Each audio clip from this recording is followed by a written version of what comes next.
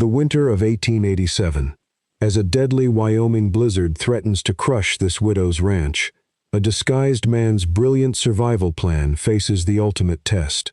The barn roof groaned, buckling under tons of solid ice.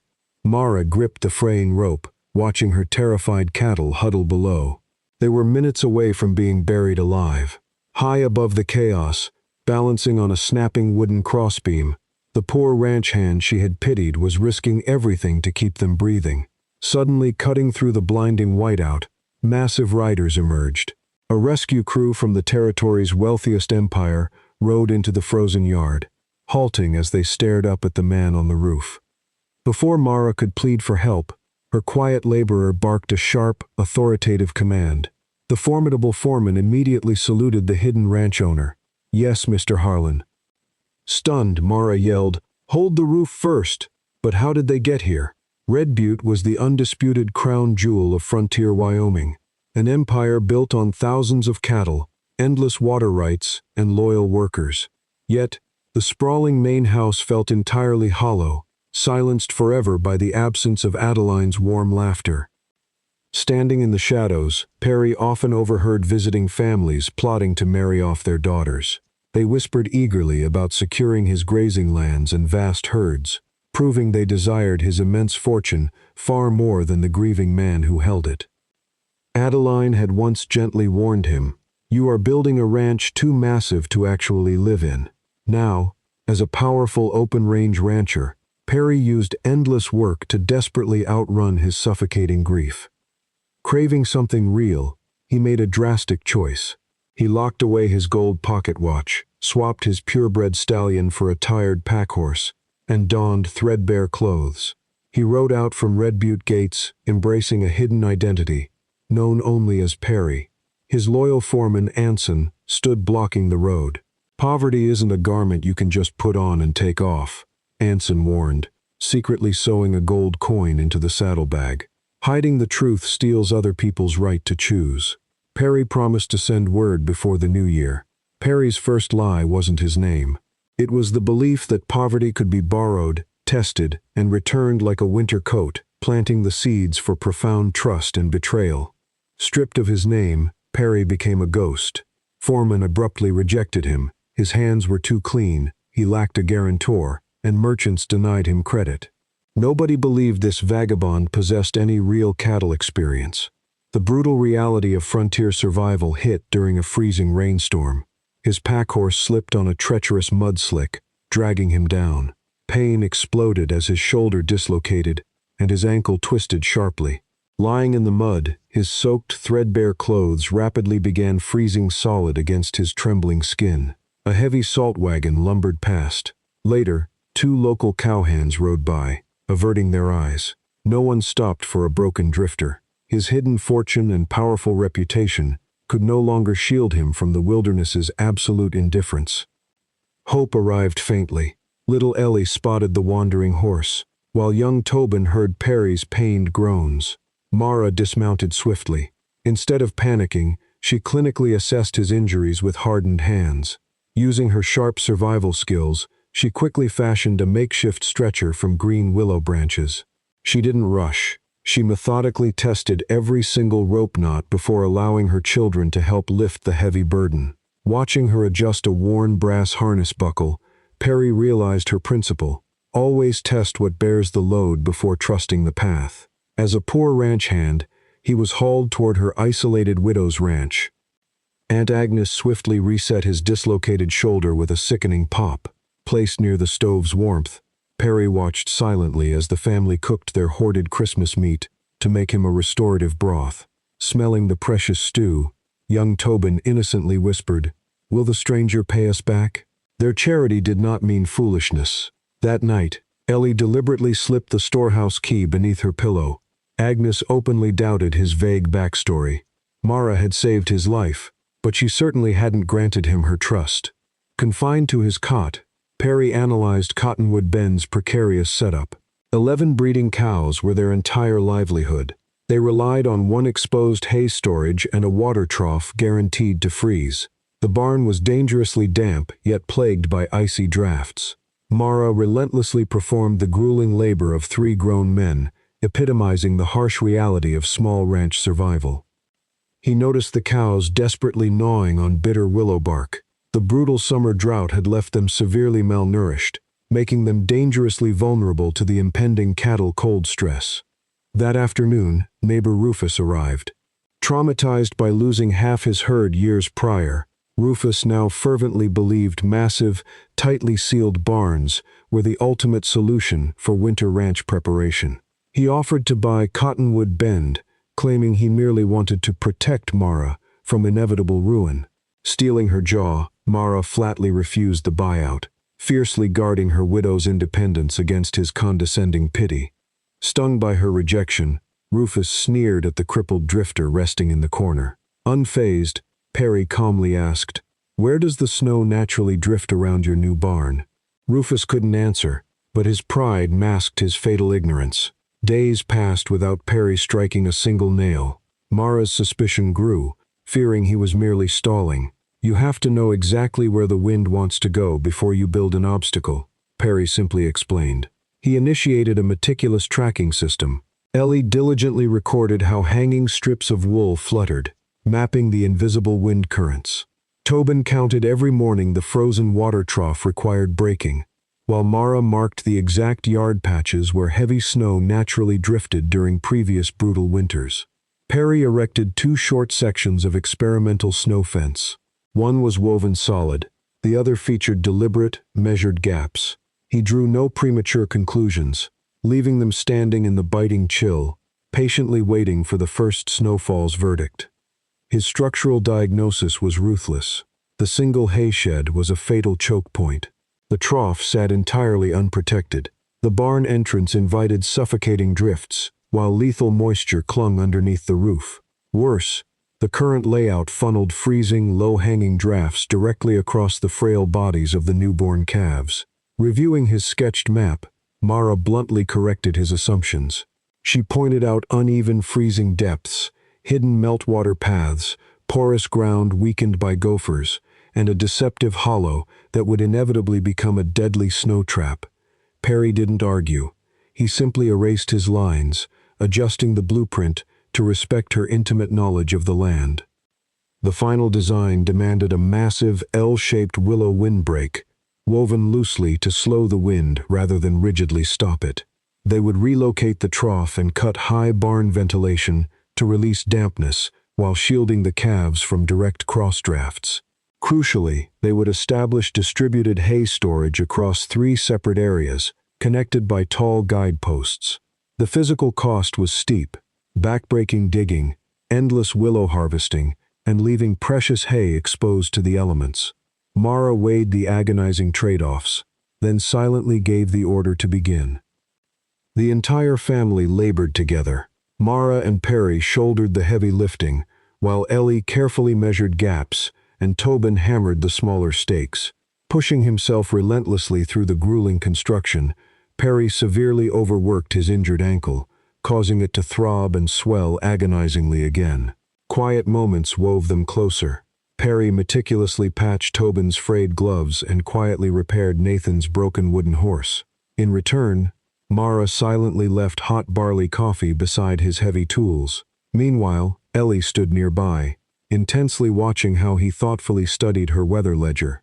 The first light snowstorm delivered its verdict. The tightly woven test fence created a violent vortex, piling a massive, impassable drift directly behind it. Conversely, the gapped willow barrier simply slowed the wind, scattering the snow gently across a wider, harmless distance. A stronger, unyielding wall merely created a much more dangerous drift. However, his grand, finalized design contained a glaring flaw.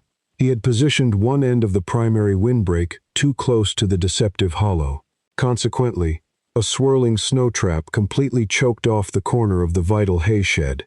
Pride flaring, Perry instinctively began to defend his rigid calculations, but Mara just silently pointed down at the undeniable, freezing evidence on the ground. The truth was absolute. Without another word of protest, Perry dismantled that section, opening a clear escape path for the trapped wind. As he physically elevated the buried hay, He looked directly at the children. "This was my mistake," he stated firmly. That evening, Mara quietly placed the storehouse key on his table.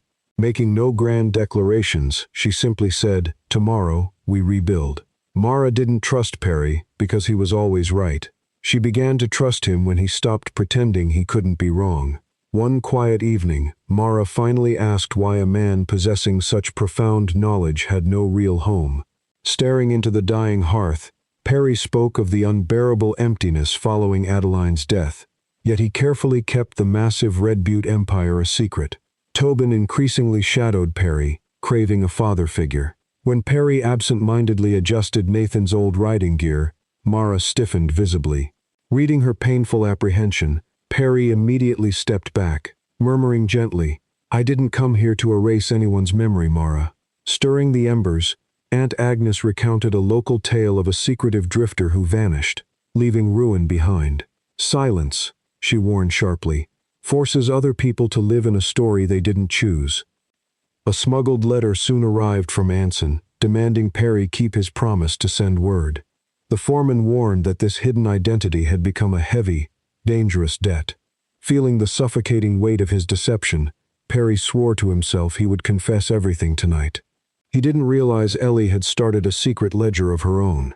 She quietly cataloged his advanced accounting skills, the mysterious writer Anson, and his authoritative tone. She wasn't accusing him.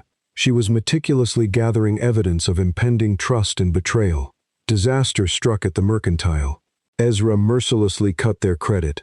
No more salt, oil, nails, or flour. Reflexively, Perry stated he could easily arrange provisions. Ellie stared at his ragged coat, asking pointedly, "With whose money?" Before Perry could answer, a warm Chinook wind swept the valley. Snow melted rapidly. Townspeople mocked the earlier panic, and Rufus smugly halted his barn preparations. However, the deceitful Thaw sent streams of meltwater secretly pooling into the low hollows. By dusk, the temperature plummeted brutally. A lethal ice crust armored the ground, leaving the starving cattle unable to reach the grass. Perry recognized the fatal shift. The hard winter of 1886 to 1887 had truly arrived.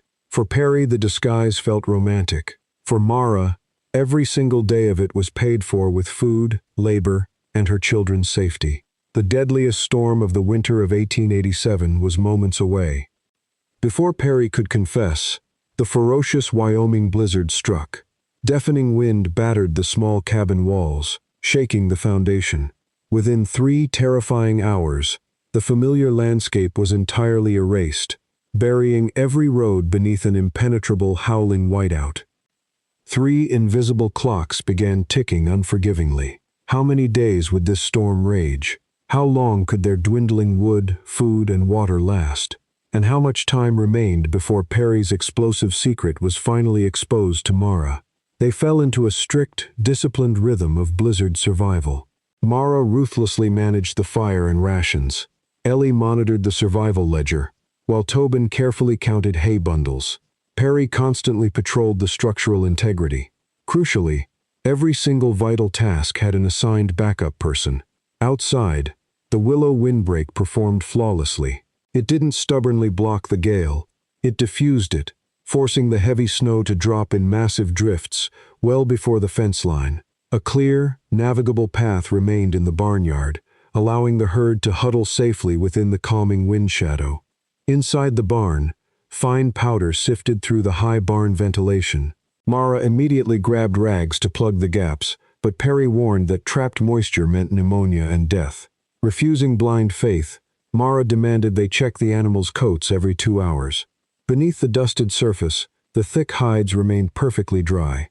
Cold, hard evidence, not blind belief, dictated their choices. The water trough's surface froze, yet the insulated flow moved steadily beneath. Tobin diligently chipped the ice on a strict schedule. If even one shivering cow stopped drinking, it was an immediate, glaring warning of lethal cattle cold stress. By day 2, a massive drift completely swallowed the main hayshed. Digging through the blinding whiteout was suicide.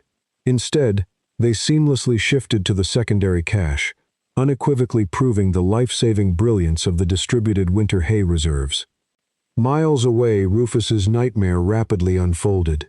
The deceptive hollow locked his majestic broken spur barn at both ends. Built too tightly, toxic moisture rained from the ceiling beams, while his exposed water troughs froze into blocks of solid stone. Rufus's grand design had collapsed into a suffocating tomb. The deceptive snow hollow buried his hay access, and the unprotected troughs froze solid. Inside his heavily sealed barn, desperate cattle crushed together as toxic moisture gathered. When the annex roof visibly sagged under the immense snow load, a broken Rufus was forced to abandon his pride and flee into the storm. Clinging to life, a ragged procession blindly followed Perry's tall guideposts through the howling whiteout. Shivering children, hired hands nursing severe frostbite, the merchant Ezra with his wife Lydia, and old Amos Pike stumbled into the yard, driving whatever terrified cattle could still walk. Mara didn't waste a single breath on vindication. Looking at Rufus's defeated face, she asked only three things. How many people? How many animals? Who needs the fire first? Inside the cabin, Ellie frantically updated her ledger. The delicate equations of winter ranch survival had shattered. There were suddenly more mouths demanding water, breathing more dangerous moisture into the confined barn, and rapidly consuming the precious hay meant for their core breeding stock. The wind hasn't changed, Ellie whispered to Perry, staring at the grim numbers. The number of mouths has. They worked with ruthless efficiency to forge a makeshift survival community. Healthy cows were physically separated from the weak. Vulnerable calves were tightly shielded. Amos Pike ran a calloused hand over Mara's herd. Finding the undercoats perfectly dry, he nodded silently to Perry, acknowledging the high ventilation success without needing a single word of explanation. Staring at the dwindling feed, Mara made an agonizing calculation. If the blizzard held, they would have to sacrifice the oldest cow for meat. It was the heavy, unspoken burden of a frontier family, choosing who dies so the breeding stock and the refugees might survive the horrors of this great die-up. But the sudden influx of bodies drastically altered the barn's internal climate. The overcrowded space generated too much heat and rising moisture. The wooden framing groaned ominously as immense drifts mercilessly compounded against the western roof edge, just as dark silhouettes of heavily coated riders pierced the blinding whiteout. Anson, finally arriving with men because Perry had missed his critical check-in. A deafening, catastrophic crack echoed from the overloaded barn roof overhead. Anson and his riders pushed into the crowded, chaotic barn. Recognizing the ragged drifter immediately, Anson froze, deliberately not using a name. The newly arrived men hesitated, unsure who was actually in command here.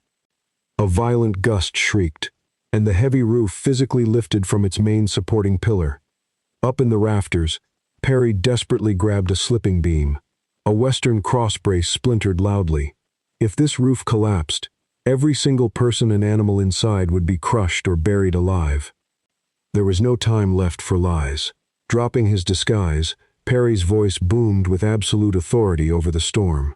Anson, split your pulling crew. Get the heavy wagon chains, now. The foreman didn't miss a beat, immediately snapping to attention. Yes, Mr. Harlan, he barked, mobilizing the elite Red Butte riders. Below, Mara froze. The puzzle pieces instantly snapped together. His flawless ledger math, Ezra's sudden credit cuts, Anson's mysterious visits, his undeniable habit of command, and 1,000 half-answered questions. Perry looked down, desperate to finally explain the hidden ranch owner deception. But the massive timber groaned, shifting perilously again. Mara locked eyes with him. Hold the roof first. This western survival climax demanded everyone. Perry anchored the primary rope high above. Below, Mara braced the trembling pillar with her own shoulders. Even a defeated Rufus scrambled to secure the slipping lines. Anson expertly drove the heavy draft horses forward, while Ellie frantically counted the rhythmic pulling cadence aloud. Tobin rushed spare tools to the men, and Amos dragged the frostbitten refugees clear of the danger zone. The desperate system held only because every single rival fought together. The thick chains snapped agonizingly taut. The massive wooden pillars held firm. Slowly, the groaning timber stopped shifting, settling safely back onto its foundation. There were no triumphant cheers, only the howling wind. His immense wealth had summoned the rescue riders, but his identity revealed didn't save the roof. Only their shared, bleeding trust accomplished that. In the freezing dark, a newborn calf suddenly collapsed. Perry and Tobin swiftly dragged its limp body into the cabin's makeshift warming room. Mara immediately scrubbed its shivering hide with coarse sacks, while Ellie carefully timed its struggling breaths. Though Perry and Mara worked seamlessly side by side to revive it, a heavy, unspoken silence hung between them. Outside, the crucial path to the secondary hay cache was dangerously narrowing under fresh, violent drifts. Without waiting to be asked, Rufus wordlessly grabbed a heavy spade, humbly following Perry's shouted instructions to clear the trench. Beyond the barnyard, the Willow Windbreak groaned under the immense strain. The wooden stakes leaned severely, and the woven branches bowed deeply, but they did not snap.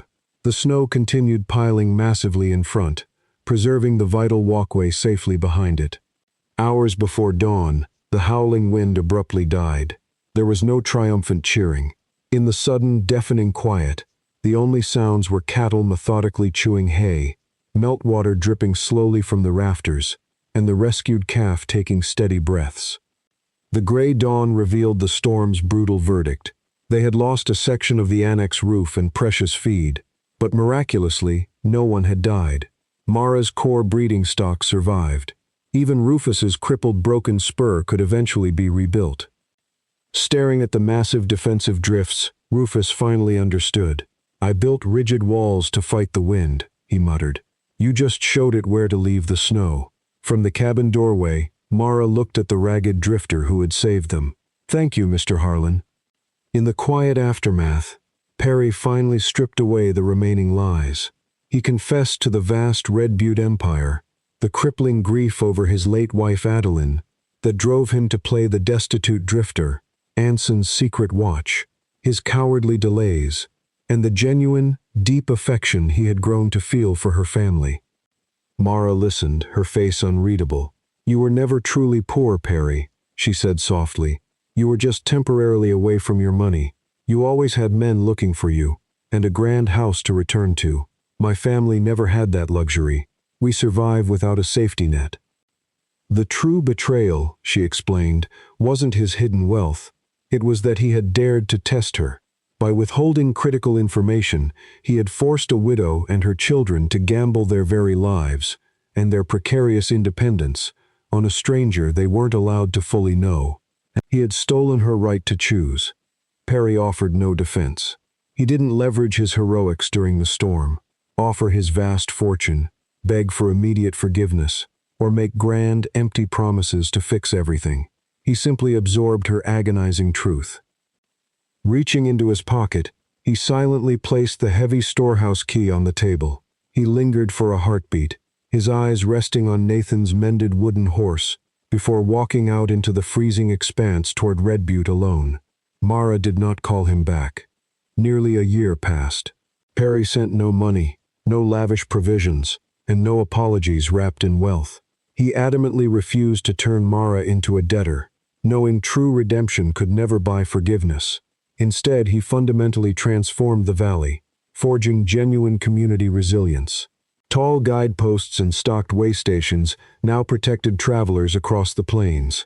Distributed hay caches became the regional standard, and Perry relentlessly trained neighboring foremen on proper barn ventilation. Recognizing her brilliant mind, he hired Ellie to officially manage the cooperative's bookkeeping. Adeline's abandoned schoolhouse finally reopened. Humbled by the freeze, Rufus rebuilt a smarter, safer Broken Spur, while Ezra established fair, equal credit lines for every frontier family, regardless of their herd size. Perry claimed no singular glory. He publicly insisted that Mara understood the unforgiving land. He merely provided the architectural methods, and Ellie recorded the undeniable proof. Survival meant no one succeeds alone. When Perry finally returned to Cottonwood Bend, he carried no ring and respectfully halted at her front gate. He simply offered fresh wool testing strips and detailed winter ledgers collected from neighboring ranches for her review. Walking to the fence line, Mara touched a worn brass harness buckle. She remembered her own rigid rule: Always test what bears the heavy load before trusting the path. By offering hard truth without demanding a reward, Perry had finally proven his weight. Opening the gate, she actively offered him her earned trust for a second chance. As the first autumn snow dusted the sturdy Willow Windbreak, the mended wooden horse sat proudly on the cabin mantel. They stood side by side, yet Cottonwood Bend and Red Butte proudly kept their own independent names. Cottonwood Bend ultimately survived the Great Die-Up because they refused to rely on a single point of failure. Whether it was distributed hay, layered windbreaks, or shared leadership, true resilience demanded backup systems. Trust follows the exact same rule. But just across the ridge in the next valley, another frontier family faces the winter completely blind. They have no woven snow fences and no backup well. The only man who knows how to save them is currently a prisoner, chained inside the very barn that's about to collapse under the snow. That story of captivity and survival is waiting for you right there on your screen.